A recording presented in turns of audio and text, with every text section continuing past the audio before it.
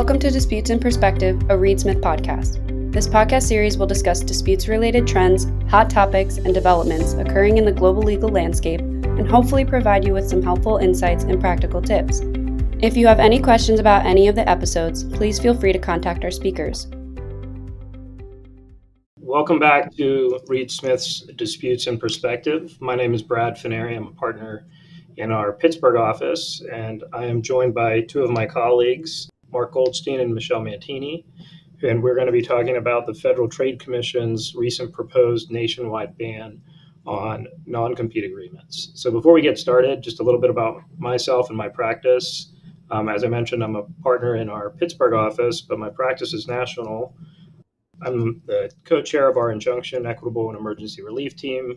I try a lot of injunctions and requests for emergency relief. My practice is also focused on elements of trade secret issues, non-compete issues, and other restrictive covenants, as well as general commercial litigation. So I'm going to let my partners introduce themselves. Thanks, Brad. Hello, everyone. My name is Michelle Mantini. Like Brad, I am a partner in our Pittsburgh office of Reed Smith. I am the chair of our antitrust and competition team, a global team that handles antitrust and competition matters. So the one today is near and dear to my heart. Thanks for joining, and let me let my partner Mark introduce himself. Mark? Thanks, Michelle. My name is Mark Goldstein. I'm a partner in Reed Smith's New York office in our labor and employment group, and I handle all manner of employment-related dispute, including those related to all forms of restrictive covenants, from non-competes and non-solicits to confidentiality clauses, issues regarding trade secrets and confidential and proprietary information. Happy to be here with you both today. That's great. Thanks, Mark. So we've got the bases covered. We've got a team, I think, well-qualified partners to give a kind of a broad introduction and perspective and insights on what is really an unprecedented rule by the Federal Trade Commission in its promulgation of a proposed rule less than a month ago that would impose a nationwide ban on non-compete agreements in all but maybe a limited number of cases. In justifying the rule, the FTC cited things such as wage suppression for the proposed rule and other issues. The rule won't go into effect, if at all, for several months. Yet the proposed regulation calls into a number of questions in terms of its enforceability, ranging from issues of preemption and federalism, separation of powers, and even agency rulemaking authority. So those are some of the issues that we're going to touch on. Let's start with the substance of the rule. Let me throw the question out to whoever wants to take a stab at it first. The rule, though lengthy, certainly purports to require certain things, but there are a number of ambiguities, I think, in the rule, and a lot of questions remain exactly the breadth, scope, etc. So if anyone, Mark or Michelle, want to take a stab at that. I'm happy to kick it off, Brad, and let Mark jump in. The rule is certainly lengthy. It's very much consistent with what we're otherwise seeing the FTC, their approach these days in terms of antitrust enforcement, very black or white, all or nothing. There are a few sort of exceptions to this proposed ban on non-competes, primarily arising in the deal context when there's a purchase or an acquisition of assets or stock. It's concerning in sort of that all or nothing approach, right? In the sense that I think all of us are used to the variation among state laws, the variation among employers' skill, as well as the type of knowledge they would have access to in their position, and other circumstantial or sort of evidence-based factors that could play into whether or not a non-compete is reasonably necessary to protect a company's best interests and the interests of the business. So it's sort of broad strokes, and I think that's one of the reasons we're seeing a lot of comments being made about the rule by companies and others, and a lot of opportunity that the FTC is providing, public forums, town halls, and the like, for companies and people to voice their concerns about this sort of broad sweeping rule. Mark, anything to add there? No, I totally agree, Michelle. I think it's the breadth of the proposed rule that was perhaps most surprising. I don't think any of us were entirely taken aback that the FTC issued something the issue of restrictive covenants and in particular non-competes with respect to employees has been a hot button issue at the state level for probably the last 5-10 years. In particular, we've seen states like Massachusetts, Nevada, and a whole host of others either propose or adopt specific laws with respect to the use of non-competes, although no outright bans outside of a few states like California and Oklahoma. And President Biden, in the summer of 2021, specifically told the FTC that he wanted them to look into this issue. But it was the all out, all or nothing blanket ban that I think was most surprising, particularly because the FTC seems to be trying to combat low wage workers, people who work at a sandwich shop or a coffee shop, perhaps, from being bound by non competes. And yet, this is, this proposed rule, if it were to be adopted, encompasses everybody from the janitor up to the CEO. I think there are some other ambiguities we see in the proposal as well that hopefully will be ironed out before the final rule is submitted, including the fact that the proposed rule not only says that it encompasses traditional non-competes, but also de facto non-compete clauses, which are essentially clauses that the FTC says, while not necessarily styled as a traditional non-compete, would effectively have the same import or effect. It's hard to know really what a de facto non-compete clause is, though. And the FTC, while they give a couple of examples, I don't think it really answers what is a de facto non-compete clause, particularly in terms of the context of something like a non-disclosure agreement. And the other ambiguity that I hope that the FTC will iron out, among others, in its final iteration of the rule, is the exception, which, I think, Michelle, you just mentioned. The exception to the rule is that non-compete clauses would still be permissible if they're entered into essentially in connection with the sale of a business. And it's not clear right now, who precisely would that apply to? Would that be the majority shareholder, anybody who has an equity stake? So hopefully there'll be some ambiguity removed if that exemption remains as to really what it's intended to cover in the sale of the business context.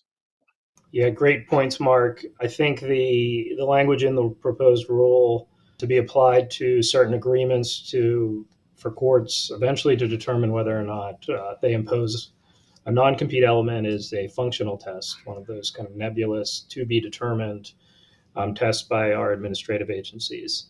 You mentioned the application of non-competes to lower wage earners. A lot of states are developing case law prohibiting the application de facto to a certain class of workers.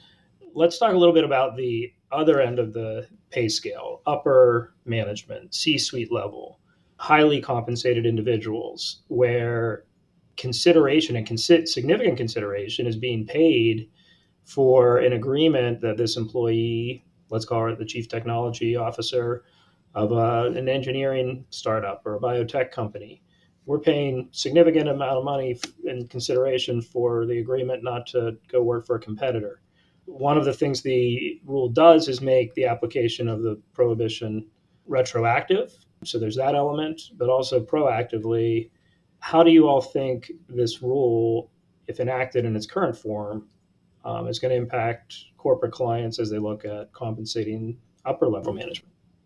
So as to the retroactive portion of it, I'm thankful with these types of rules that there's a notice and comment period, and the FTC just announced that there's going to be a public forum in about 2 weeks because perhaps they didn't anticipate rightly what you just pointed out, Brad, is the effects that this will have if the rule is retroactive. And I'm also thinking about states like Massachusetts, where you need to provide additional consideration if you want an existing employee as opposed to a new hire to sign up to a restrictive covenant agreement.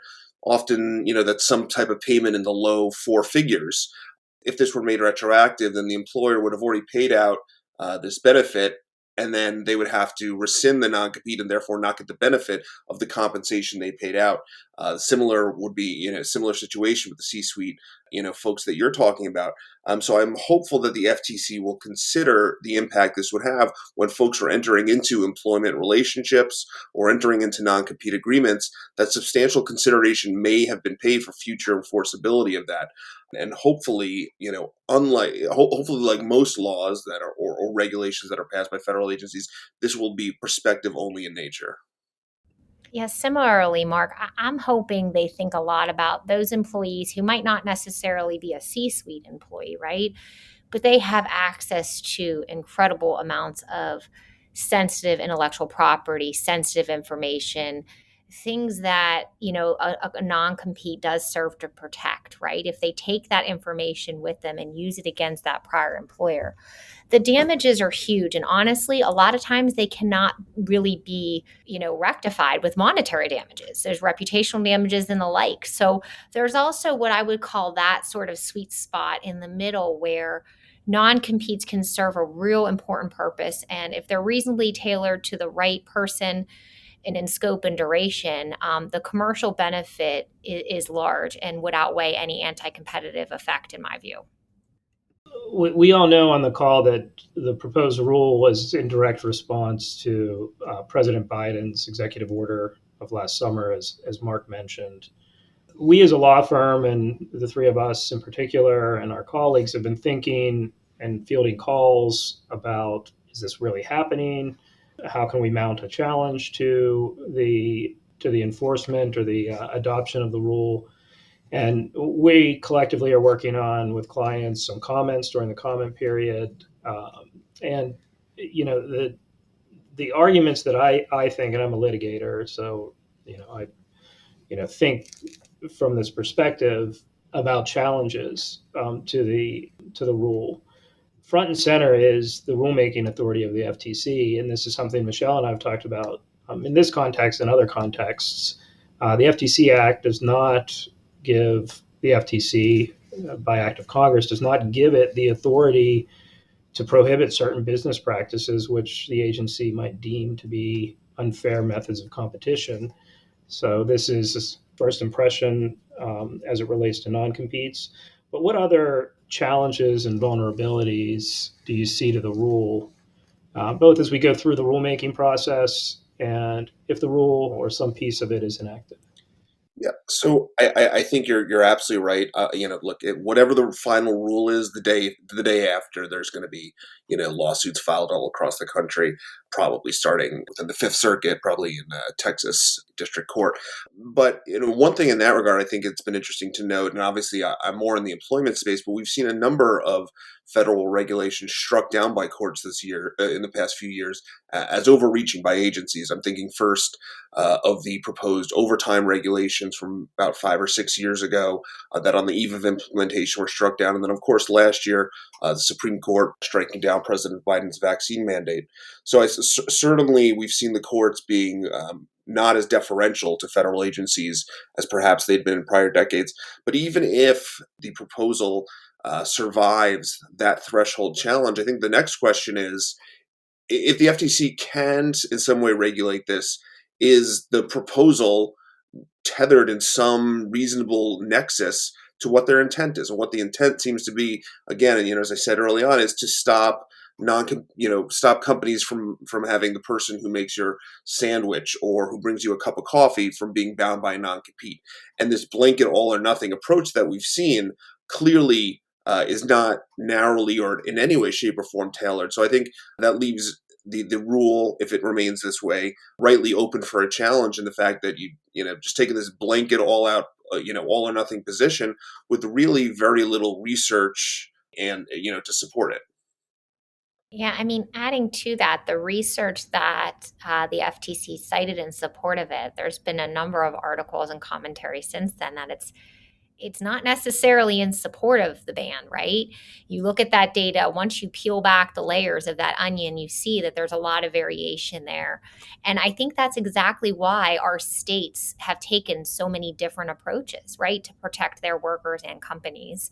That variation's important. And by state regulators, it was the process of a lot of time, effort, and energy to try to find the right fit for regulation. I don't think that's been put in here. I wonder if the comment period, at least I hope, will facilitate some of that thinking to come up with something that's much more, I think, even-handed, at least I hope, something much more really getting at the intent, Mark, as you described it, which is to protect those lower wage workers so that they have more opportunity to change from one job to another as needed, right, or as they see fit, and not be sort of stuck by a non-compete. It's just a vastly different situation than that C-suite employee, right, who there's a much different level of investment and other factors involved there that go into that decision that honestly were completely ignored by this, right? I think it's going to be interesting to see how the FTC and the government defends this proposal, especially anticipating justification under the Commerce Clause. The federal government, as we know, doesn't have the authority to regulate intrastate commerce. It has under the Commerce Clause, the right to regulate interstate commerce. Many of our clients, and I have a client here locally whose business, it's a hospital system. Its business is almost exclusively within the Commonwealth of Pennsylvania. Like most hospitals, they have employment agreements with their physicians with narrowly drawn and enforceable non-compete provisions limiting the restriction to the county the physician's primary practice is, or maybe a contiguous county, but not crossing state lines.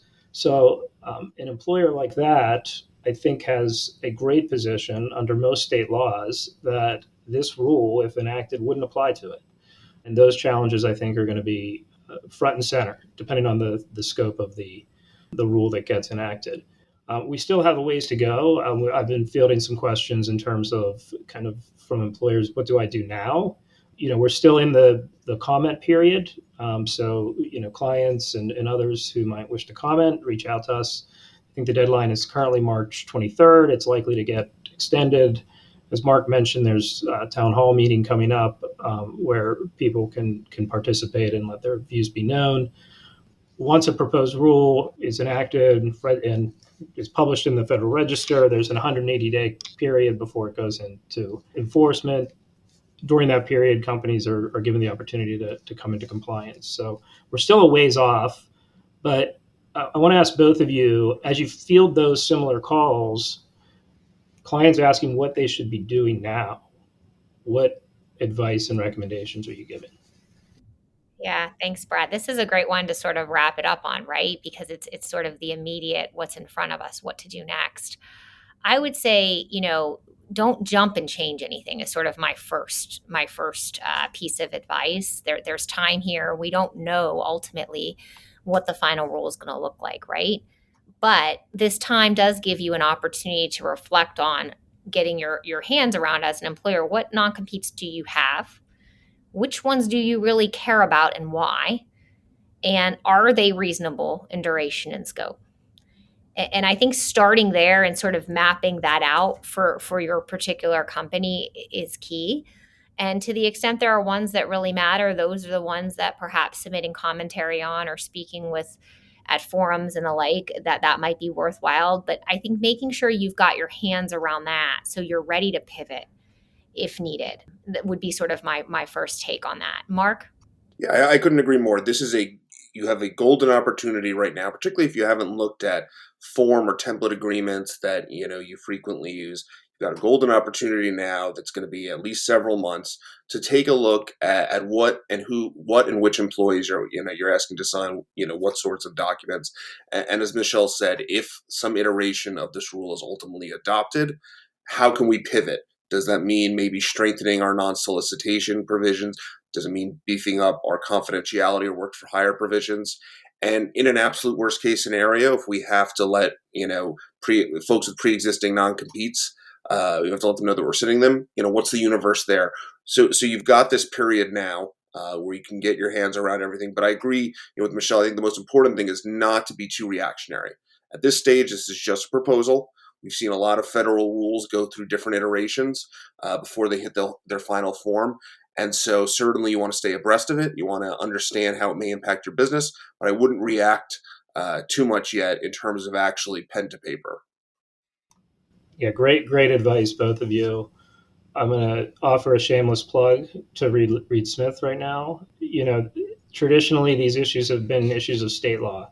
The footprint of our law firm touches on, I can't remember how many states, but the states are many, and we have practitioners in this area in each of those offices. So reach out with any questions. I think, as both Mark and Michelle have indicated, now's the time to kind of fine tune your restrictive covenant, specifically your non-compete practices. The rule is not final. We don't know what if anything might be enacted, but it certainly gives employers the opportunity to visit the issue from a new perspective. So let me stop there. I want to thank Mark and Michelle for joining me today for this insightful discussion, and we look forward to your joining us next time for the next Disputes in Perspective. Thank you. Disputes in Perspective is a Reed Smith production. Our producer is Allie McCardle.